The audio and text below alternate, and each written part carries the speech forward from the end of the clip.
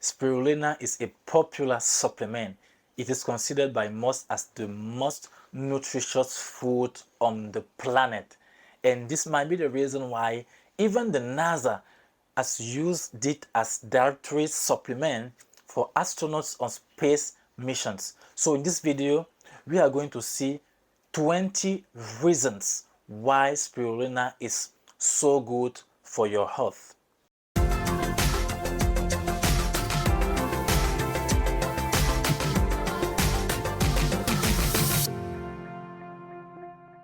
What is spirulina in the first place?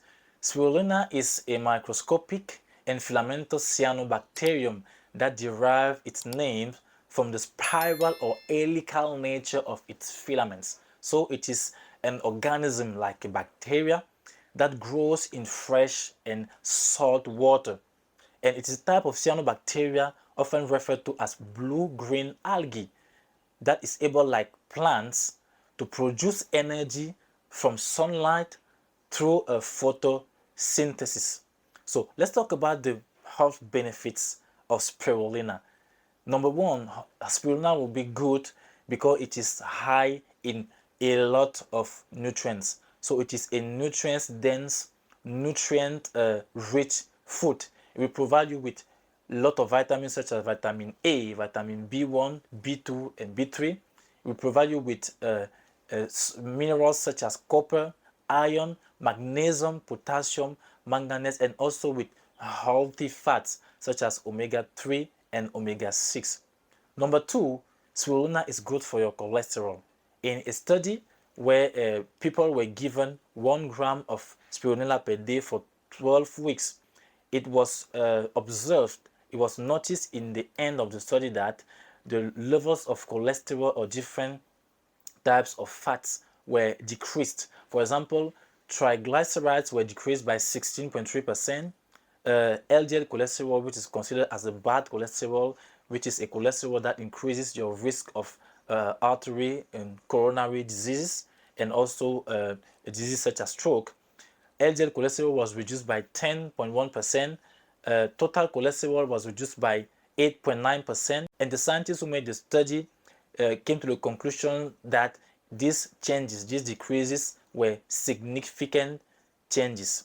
So if you suffer from problems of cholesterol, it will be good for you to start taking spirulina on a regular basis. Number three, spirulina is good for people suffering from inflammation because it has anti-inflammatory properties. It helps fight inflammation.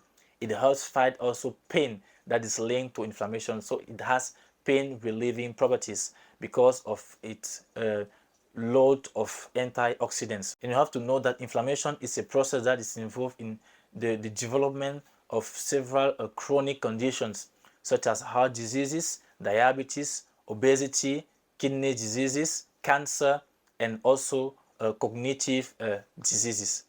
Number four, spirulina is good because it has antioxidant properties. It is loaded with antioxidant, and the main antioxidant in spirulina is called phycocyanin. It is that antioxidant that gives spirulina its unique blue-green color, and you will also find carotenoids in spirulina. Antioxidants are chemicals that fight, that neutralize free radicals in your body. Free radicals are chemicals that come from the metabolism and that are linked or that can cause damages to your cells. So by having a lot of antioxidants from your food, you are going to balance, you are going to neutralize, to reduce the oxidative stress from free radicals and then prevent diseases such as cancer and heart diseases. Number five, spirulina is good because it will improve and increase muscle performance. So it will increase your muscle strength. It will postpone exhaustion. So you will feel less tired and will take much more time for you to get tired. It will decrease inflammation, as we said earlier, and also decrease oxidative stress.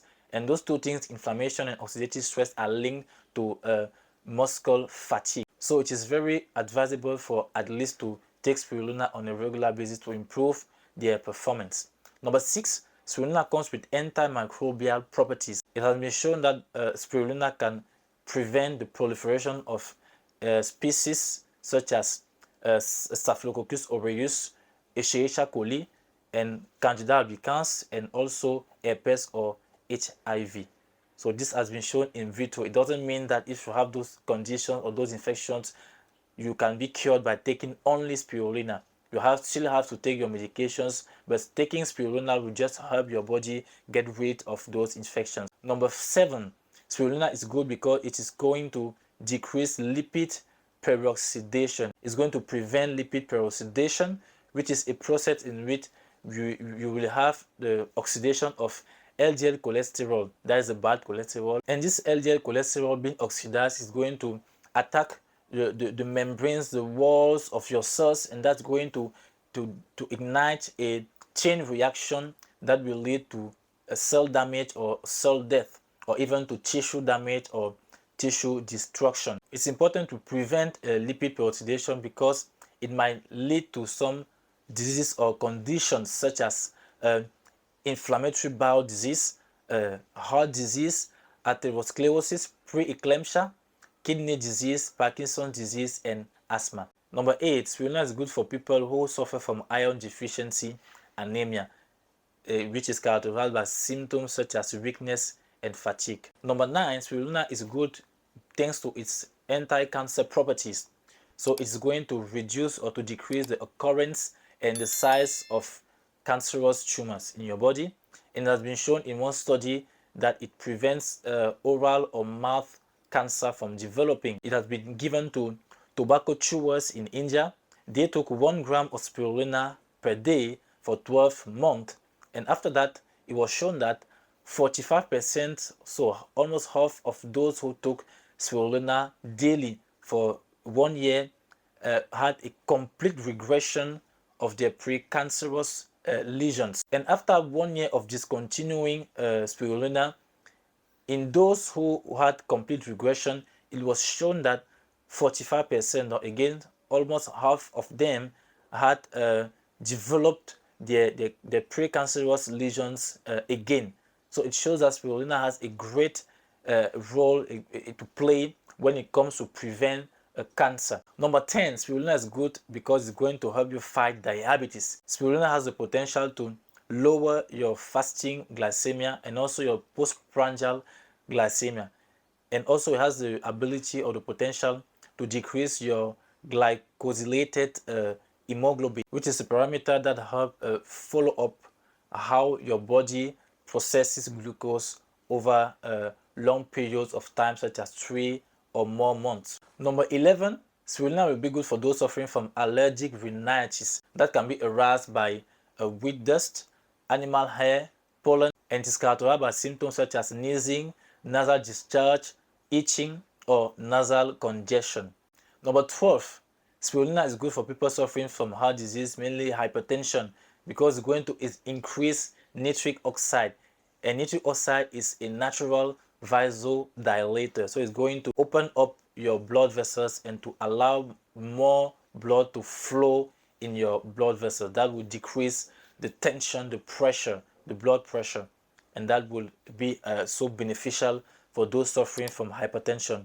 Number 13, spirulina is good for people with eye diseases, and also for people who want to keep their eyes in good health, because it's going to provide you with vitamin A and zeaxanthin, which are key and vital elements for the health of your eyes. Number 14, we have immunity. Spirulina will help you by increasing your immunity, by making your defense system work better and harder to get you rid of infections. So spirulina will provide you with elements such as vitamin C, vitamin E, vitamin B6, and spirulina will increase the production of white blood cells and also antibodies, which are elements that your body uses to fight infections.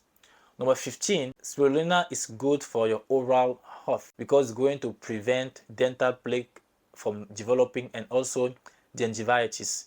And dental plaque is linked to the development of dental caries.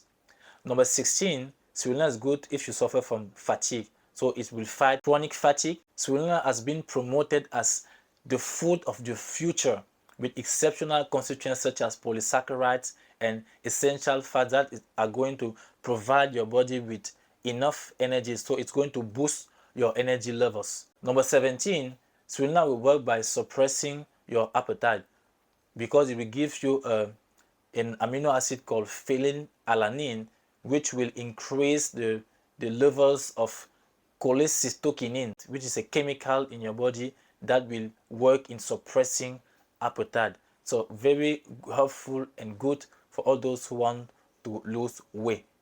Number 18, spirulina will be good for your brain because it will decrease mental fatigue. It will increase your cognitive performance, your attention, and also your memory. So great for all those who use their brain enough, for students and for all those who work hard with their brains, who need to stay focused and alert. Number 19, spirulina will be good for people who want to lose weight. So for weight loss, because it will increase your basal metabolism, meaning that you will burn more calories. It will suppress appetite, as we have already seen, and it's not so high in calories, so it will not give you too much energy. And the last but not the least, number 20, spirulina is rich in good and healthy proteins. So spirulina, the proteins in spirulina have all the essential amino acids that your body needs. Amino acids are the building blocks of your proteins. For your body to produce proteins, it uses amino acids, and it uses specific amino acids that are called essential amino acids that can only come from your diet. So spirulina is going to give you all of those essential amino acids that your body needs to produce more proteins.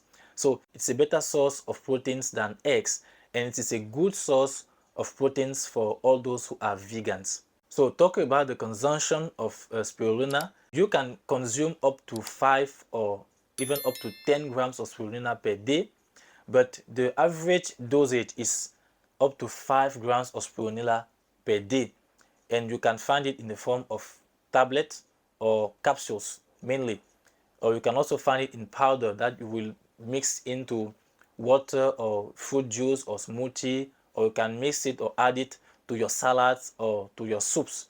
You can also add it to any other healthy ingredients such as chocolate. Are there side effects of spirulina? For sure. The side effect that you will notice and that you will experience if you go beyond the dosage, the normal dosage is nausea, vomiting, fatigue, headache, abdominal discomfort, dizziness, and diarrhea. And let's end the video with some caution that you need to follow before taking spirulina. You have to use spirulina with caution if you are pregnant, because there are no studies to determine the safety of spirulina during pregnancy. So it will be preferable for you to avoid eating spirulina if you are pregnant. Also, if you have bleeding disorders, because it might increase your blood clotting. If you have diabetes and anemia, it will really be advisable for you to talk to your doctor before starting to take spirulina on a regular basis, because for example, in the case of diabetes, it might lead you to too much low levels of glycemia. So talk about it with your physician. And also for those who have vitamin B12 deficiency and for all those who are vegans, it is not a good source of vitamin B12 because it will not give you a kind of vitamin B12 that your body can absorb or can use. So if you have a diet which is poor in vitamin B12, or a diet which lacks vitamin B12, such as the vegan diet, it will be advisable for you to take vitamin B12 in supplements to avoid getting into vitamin B12 deficiency. Thank you for having watched the video. Please consider liking the video if you have learned something new, if it has been helpful to you. Also sharing the video around you, and please consider subscribing to the channel for you not to miss any upcoming video.